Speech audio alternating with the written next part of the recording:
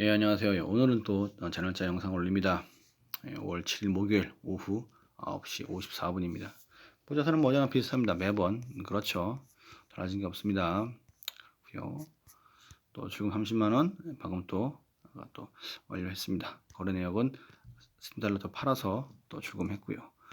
비트코인은 여전히 뭐 1030만 원, 뭐 1040만 원 그 선인 것 같습니다. 30, 40 왔다 갔다 하는 것 같아요. 뭐 특별한 건 없고, 그리고 뭐 오른 것들이 꽤 있습니다. 알트코인이 10% 이상대 몇 개 있는 것 같고, 떨어진 것도 있고.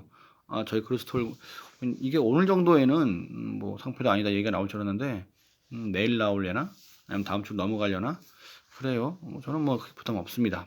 계속 존버를 할 거고 팔지도 않을 겁니다. 그래요. 그렇습니다. 비트였습니다. 지금 비트코인은 9,300선 왔다 갔다 하고 있는 것 같습니다. 그리고 오늘 보니까 9,000선까지 한번 밀렸다가 다시 또 올라온 것 같아요. 그러다 보니까 계속 뭐 한 2, 300달러 그 안에서 계속 움직이는 것 같습니다. 그래요. 그래프는 이런 모양이고요. 오늘 밤에 또 어떻게 될지 한번 또 지켜보시죠. 비트코인은 대부분 또 상승 혹은 긍정적인 내용이 대부분입니다. 그래가지고 뭐 일단 나라별 얘기를 좀 해보자고 하면 인도 같은 경우엔 코로나 때문에 락다운 봉쇄령이 내렸는데 암호화폐 거래량이 10배 증가했다고 합니다. 그래가지고 뭐 암호화폐 배우는 사람도 증가하고 신규 사용자 증가하고 거래량 증가하고 다 증가했대요. 그냥 상당히 인도가 또 크죠 시장이. 그러다 보니까 10배가 증가한 그런 거래소도 있는 것 같고요. 그러니까 분위기는 나쁘지 않습니다. 그리고 또 하나의 아프리카 얘기입니다. 아프리카 쪽도 여전히 또 거래량이 좀 많이 늘어났다고 하는데, 글쎄 아프리카는 워낙에 뭐 거래량이 많지 않았기 때문에 조금 늘어도 그 티는 안 날 겁니다. 그래도 분위기라는 게 있는 거니까 점점점 좀 퍼져나가는 그런 느낌을 좀 볼 수가 있죠. 나쁜 거 아닙니다. 이거 캘리포니아 얘기 증권법 개정안이 새로 나왔는데, 요거를 디지털 자산을 증권 분류하는 그런 공식화하는 작업을 하려고 하는 것 같습니다. 주의회에 상정됐다고 합니다. 이런 것들이 계속 이제 퍼져나가게 되면 결국은 대한민국도 이런 것들 벤치마킹 하거나 참조하지 않을 수가 없는 것이죠. 분명히 영향을 줄 겁니다. 그리고 우크라이나 얘기입니다. 우크라이나는 전력이 남아 도나 봐요. 그래서 여분의 전력으로다가 암호화폐 채굴을 권장한다고 합니다. 대한민국이 전력이 남는지는 모르겠는데 아마 안 남을 거고, 남는다 하더라도 비트코인 채굴을 권장하는 그런 사회적 분위기는 아닌 것 같아요. 여름에 피크들 대비해서 좀 약간 세이브하는 뭐 그런 거는 있겠죠. 그리고 이제 채굴을 할 때 70% 이상의 채굴이 재생 가능 에너지에 의존한다. 상당히 친환경적이고 또 뭐 전기 아깝다 뭐 그런 식의 얘기는 안 하지 않을까, 그런 식으로 또 대답할 수 있겠네요. 그리고 뭐 이제 스퀘어의 송금 앱이죠. 캐시앱, 여기가 좀 비트코인 수익이 대폭 상승했다고 합니다. 이런 분위기가 계속 이제 이런 것들을 얘기하는 게 뭐 좋은 분위기로만 가는 것 같아요. 살짝 불안하긴 한데 그래도 뭐 그렇다고 하니까 그러려니 하면 되는 것이죠. 비유가 기가 막힌데 어떤 분이 얘기하신 게, 비트코인이 부동산보다 좋은 투자 자산, 정확히 말하면 세상에서 가장 좋은 부동산이다 비트코인이, 이런 식으로 얘기를 했습니다. 근데 어느 정도 참 공감이 가는 내용이긴 하지만, 부동산도 기획부동산에 걸리면은 망하고 맹지상은 망하듯이 비트코인도 사서 보관을 잘 못하고 내용 잘 모르면 이게 좀 크게 손해를 볼 수가 있습니다. 그러니까 일단 보관 관리 철저하게 잘 하시는 게 좋습니다. 그리고요. 그리고 이제 뭐 마지막으로 역시 CME 비트코인 선물 미치글 약정이 거의 뭐 4억 달러 엄청납니다. 연내 최대치라고 해요.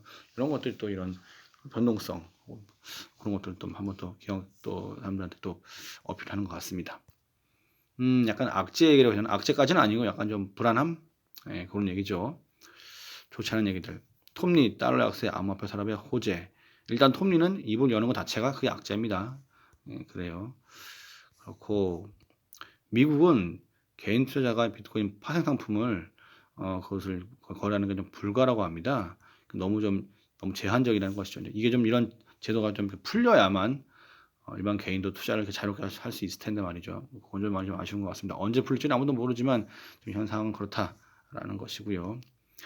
비트코인을 뭐 0개부터 한 10개까지 그 안에 그 중위권 사람들은 좀 많이 늘어나는데, 이게 큰 고래들 막 1000개에서 10,000개 요런 보유자가 많이 좀 축적을 하는 것 같더라. 얘네들이 그쯤에 던질 준비할 것이다. 뭐 이런 식의 예상을 하기도 합니다.